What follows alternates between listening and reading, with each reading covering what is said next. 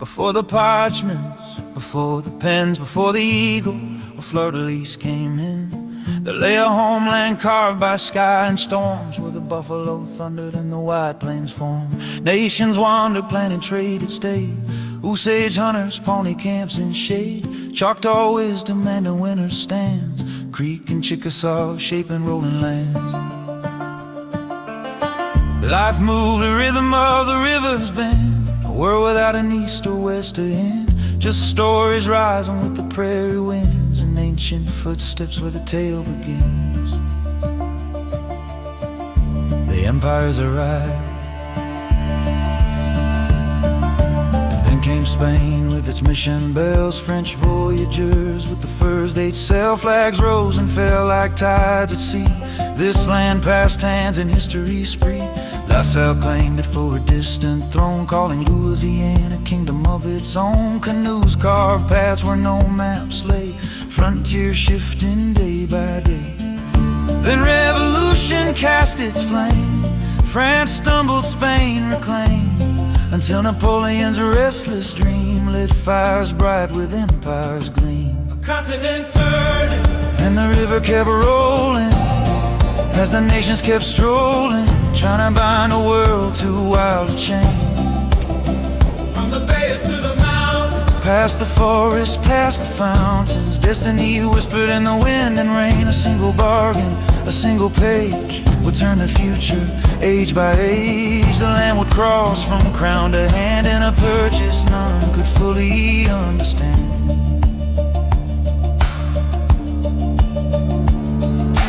France reborn through storm and fire, sought new glory rising high, but Hades' flames burned bright and strong, breaking chains, righting wrongs. Napoleon's dream across the sea began to crack, no victory free. He needed coin more than distant plains, more than prairies, trails, or rains.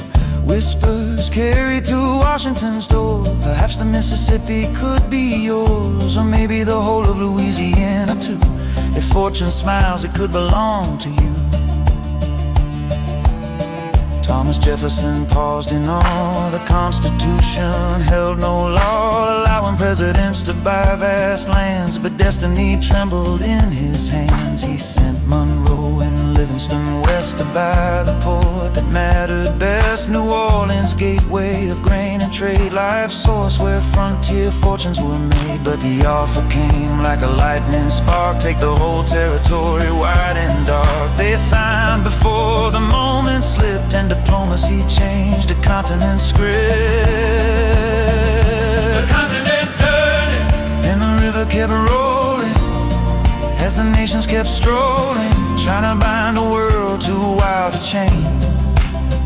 From the bays to the mountains, past the forests, past the fountains, destiny whispered in the wind and rain. A single bargain, a single page would turn the future, age by age. The land would cross from crown to hand in a purchase none could fully understand. But this land was not empty, its heart beat strong, with families' laughter, with warrior songs. Tribes saw borders where none had been, lines drawn on paper, not on wind. The purchase brought settlers, seekers, dreams, surveyed lines, cutting through fields and streams. A future open, yet a shadow cast, for nations displaced by the marching past. Their stories, glory and grief entwined. The map expanded, but the cost was time. Culture shaken, paths undone, a rising chapter had just begun. From $14 million signed, the young republic's fate aligned. From Rockies' peaks to rivers' veins, new horizons spread like plains. Lewis and Clark ventured far and wide, charting lands of purchase applied. Farmers plowed, towns took root, and new frontiers marched resolute.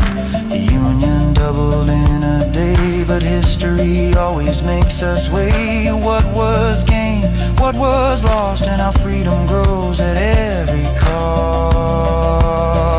The turning of the land, and the river kept rolling, as the nations kept strolling, as as the parchment reshaped a rising land. From the prairies to the deltas, through the storms that tried to melt us, the gamble forged a future none had planned. A single bargain, a single choice, still echoes with the nation's voice. From ancient footsteps to the eagle's call, the purchase changed the fate of all.